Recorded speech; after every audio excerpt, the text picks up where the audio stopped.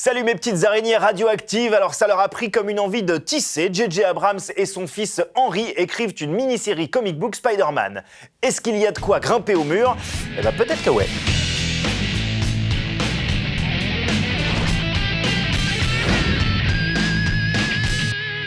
J.J. Abrams, on connaît, alias Lost, Mission Impossible 3, Star Trek, Super 8, Star Wars évidemment, mais en ce qui concerne l'industrie comic book, c'est un nobody. Ce qui n'a pas empêché Nick Lowe, éditeur chez Marvel, d'essayer de le persuader d'écrire quelque chose. Mais ça tombait tout le temps un petit peu mal. Please, no, please, no, no, no, no, please, no.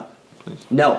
Faut dire que J.J. Abrams a quand même un planning un tout petit peu chargé. Bref, finalement, entre deux Star Wars, Abrams a trouvé le temps de se poser avec son fils Henry et d'écrire une histoire de Spider-Man. Problème, Marvel tease très maladroitement le projet avec une première image dont le design, très proche de celui des films de Sam Raimi, laissait espérer une adaptation comics de son Spider-Man 4 jamais réalisée.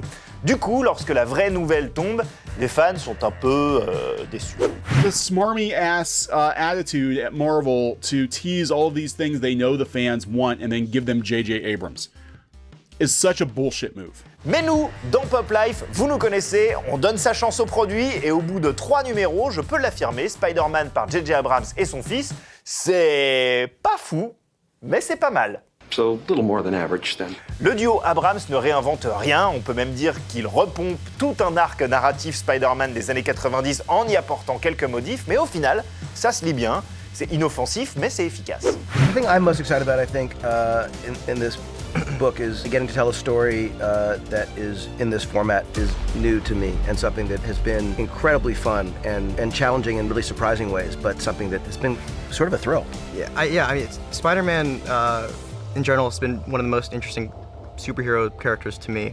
How when he gets stronger, his problems get bigger. So I think that was a large focus on our series, was him as a person and not just him as a mask. Le plus gros atout de ce Spider-Man, c'est sans conteste les planches de Sara Pichelli, illustratrice italienne qui s'est fait connaître sur Ultimate Spider-Man et qui, à 36 ans, est tout simplement devenue l'une des dessinatrices de comics les plus courtisées de sa génération.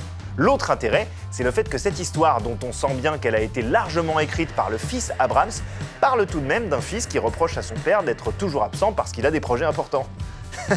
You know what I mean? De là à penser que cette mini-série Spider-Man fait office de psychanalyse de luxe entre père et fils, il n'y a qu'un lancer de toile que je ne vais pas me gêner d'effectuer. Aujourd'hui, dans le Rewind de Pop Life, il n'est pas impossible que vous soyez hypé par l'idée d'un film Superman par J.J. Abrams, mais vu ce qu'il voulait en faire, peut-être qu'on l'a échappé belle. That's a horrible thing to say. How dare you? J'ose parce que je me suis renseigné, tout simplement. En 2002, la Warner charge J.J. Abrams, alors jeune scénariste en vue, d'écrire un script pour un reboot de Superman, ce qu'il fait en revisitant le mythe de A à Z. Boy, here we go.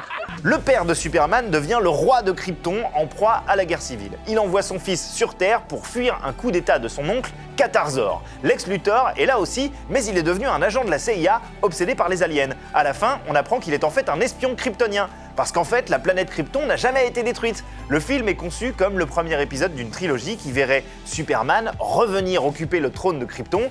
Bon, il y a de quoi être un peu énervé en lisant le truc.